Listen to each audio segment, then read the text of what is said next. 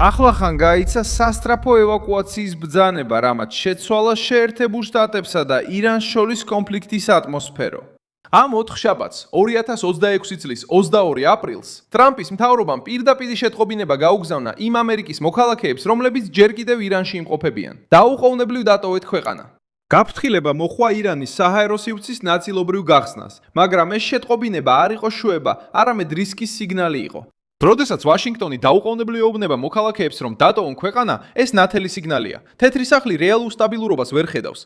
ის ხედავს მხიფე ზავს, რომელიც გარშემორტყმულია მუქარით და აქვს რეალური გარღვევის საფრთხე. სწორედ ამ დროს ჩნდება ყველაზე მძიმე ფაქტი. იმ დროს, როცა შეერთებული შტატები თავის მოქალაქეებს აფრთხილებდა, რომ დაეტოვებინათ ირანის ტერიტორია, ისლამური რევოლუციური გვარდია ზეწოლას ზრდიდა ზღვაში და თავს ესხმოდა გემებს სპარსეთის ყურეში. ახლავე ყველაფერს მოგიყვები. მაგრამ ეხლა შენ გინდა რომ არხზე იყო გამოწერილი, რათა კარგად ინფორმირებული დარჩე. ინფორმაცია რეალურ დროში, საუკეთესო ჟურნალისტური ხარისხით, რაც კი ოდესმე გინახავს. ნდობით, მილსონ ალვესი. რაც ხდება, ეს უბრალოდ ბიუროკრატიული გაფრთხილებების მიმდევრობა არ არის. ეს არის აქტიური კრიზისის სურათი. სახელმწიფო დეპარტამენტმა განაცხადა, რომ ამერიკის მოქალაქეებმა უნდა აკონტროლონ ფრენები, დაუკავშირდნენ ავიაკომპანიებს და საჭიროების შემთხვევაში სახმელეთო გზით დატოვონ ქვეყანა სომხეთის, აზერბაიჯანის, თურქეთის ან თურქმენეთის გავლით. ასევე გააფრთხილა, რომ ირანის რეჟიმმა შეიძლება გაართულოს გასვლა, დააკისროს გადასახადები და მოითხოვოს სპეციალური დოკუმენტაცია ორმაგი მოქალაქეობის შემთხვევაში. ეს პასუხობს უკვე დასაწყისში ერთ მთავარ კითხვას: ვინ დგას ამ მოძრაობის ცენტრში? მეორე მხარეს არის ტრამპის მთავრობა, რომელიც ცდილობს მაქსიმალური ზეწოლა შეინარჩუნოს, სანამ მოლაპარაკებას აგრძელებს. მეორე მხარეს კი ირანის სამხედრო სტრუქტურაა, რომელიც კვლავ ისე მოქმედებს, თითქოს კონფლიქტი ნებისმიერ მომენტში შეიძლება კვლავ აფეთქდეს. შუაში თეირანის პასუხი მკაცრი იყო. როიტერსმა გავრცელა ინფორმაცია, რომ ისლამური რევოლუციური გვარდია აცხადებს, რომ დააკავა 2 საკონტეინერო გემი, რომლებიც ცდილობდნენ ჰორმუზის სრუტით გასვლა სპარსეთის ყურიდან, MSC ფრანჩესკა პანამის დროშით და ეპამინონდასი ლიბერიის დროშით. იგივე რეპორტაჟის მიხედვით, ეპამინონდასმა განაცხადა, რომ სროლისა და ყუმბარის აფეთქების შედეგად, რომელიც ირანულ ძალასთან დაკავშირებული შეიარაღებული ნავიდან განხორციელდა, გემის ხიდს დაზიანება მიადგა. მესამე გემი, ეუფორია, ასევე გახდა სროლის ობიექტი, მაგრამ შეძლო გზის გაგრძელება. ეს აჩვენებს თუ როგორ ვითარდება ეს კრიზისი. არა სრული ომის ოფიციალური გამოცხადებით, არამედ საზღვაო დაშინებით, ცეცხლით, გემების დაკავებით და კონტროლის დემონსტრირებით პლანეტის ერთ-ერთ ყველაზე მნიშვნელოვან მარშრუტზე. ამავე დროს ტრამპმა შეინარჩუნა ორაზროვანი, მაგრამ გააზრებული პოზიცია. როიტერის ცნობით, შეერთებული შტატების პრეზიდენტმა გამოაცხადა ცეცხლის შეცვლის გახანგრძლივება, რათა ირანის ერთიანი წინადადებისთვის დრო მიეცა პაკისტანის თხოვნით, რომელიც მოლაპარაკებების შუამავალია. თუმცა ეს გახანგრძლივება მოჰყვა ამერიკული საზღვაო ბლოკადის შენარჩუნებას ირანის პორტებსა და სანაპიროებზე. საერთო ჯამში ტრამპი ახანგრძლივებს ზავს, მაგრამ ხელს არ ასუსტებს. კიდევ რამდენიმე დღეს აძლევს, თუმცა ეკონომიკურ კისერზე დანა ისევ თეირანს უდევს. ეს არის ის წერტილი, რომელიც ევაკუაციის გაფრთხილებას ახლოს აყენებს სპარსეთის ყურეში შეტევასთან. ვაშინგტონი საუბრობს მოლაპარაკებაზე, მაგრამ უარესისთვის ემზადება. თეირანი საუბრობს წინააღმდეგობაზე, მაგრამ პასუხობს საზღვაო იძულებით. ირანული მხრიდანაც ეს მესიჯი ნათელი იყო.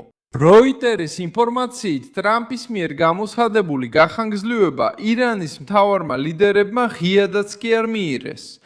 სააგენტომ აღნიშნა, რომ არ იყო ნათელი, მიიღებდა თუ არა ირანი გახანგრძლივებას და იმ მომენტში რეჟიმის უმაღლესი ხელმძღვანელებისგან არ ყოფილა მხისიერი კომენტარი.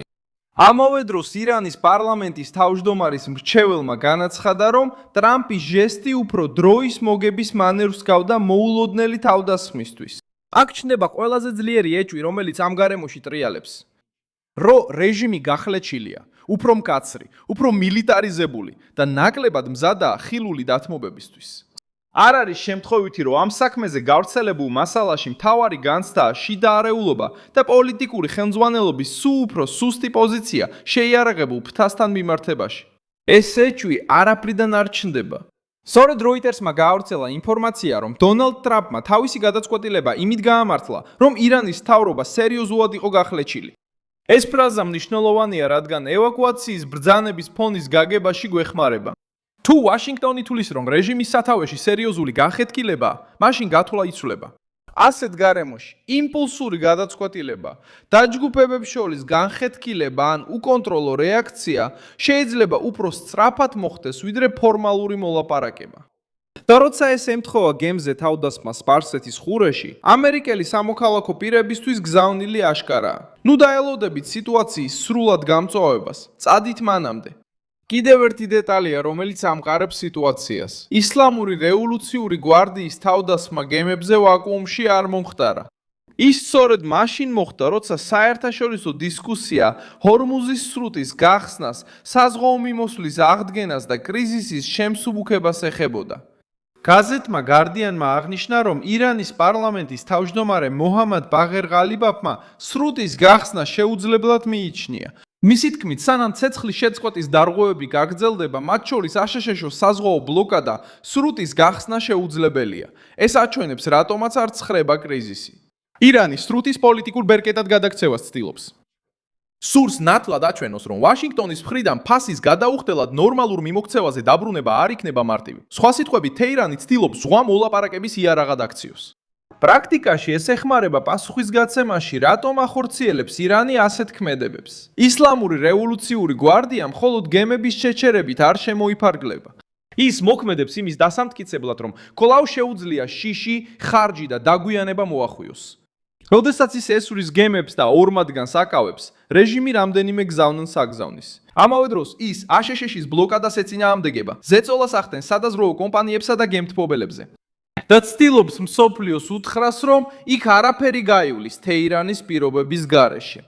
ზავი მხოლოდ სიტყვიერად არსებობს, მაშინ როცა რეალური ძალა კვლავ მუქარის ლოგიკით მოქმედებს. ასევე ყურადღებას იპყრობს ამ სერიისთვის არჩეული დრო. Reuters იუწყება, რომ ირანის ბლოკადამ და ჰორმუზის სრუტის გამოყენებაზე დაწესებულმა შეზღუდვებმა შეამცირა გემების ყოველდღიური მოძრაობა, რომელიც ჩვეულებრივ დღეში დაახლოებით 130 ხომალდს შეადგენს. ომის შემდეგ ნაკადი ბევრად დაბალ დონეზე დაეცა. ეს ამტკიცებს, რომ საქმე ცარიელ თეატრთან არ გვაქვს. კრიზისმა უკვე დააზიანა მარშრუტის ნორმალური ფუნქციონირება. ბაზარმა ზუსტად ამ მიმართულებით მოახდინა რეაგირება.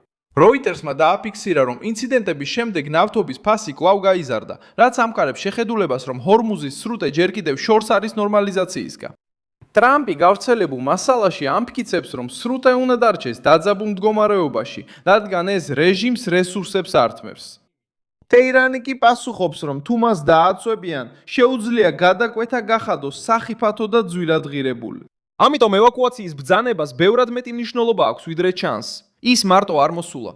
ის იმავე კონტექსტში მოვიდა, სადაც ორი გემი დააკავეს, მესამე დაარტყეს. ცეცხლის შეწყვეტა ურთიერთობის გარეშე გაგრძელდა და ირანის ხელმძღვანელობამ გამკაცრების ნიშნები აჩვენა. ეს ყველაფერი ერთად ერთ მესიჯს ქმნის.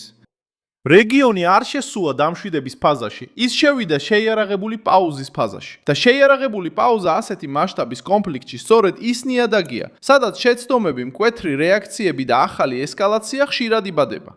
ორივე აჩვენებს, რომ ზავი ისევ მოკლეხნიანი შესვენებას გავს და არა ნამდვილ გადაწყვეტას. მოიწონე ეს ვიდეო, გამოიწერე არხი და ბოლოს გადახედე კომენტარებს, რომ კიდევ უფრო მეტად ჩაერთო მილსონ აუესის საზოგადოებაში.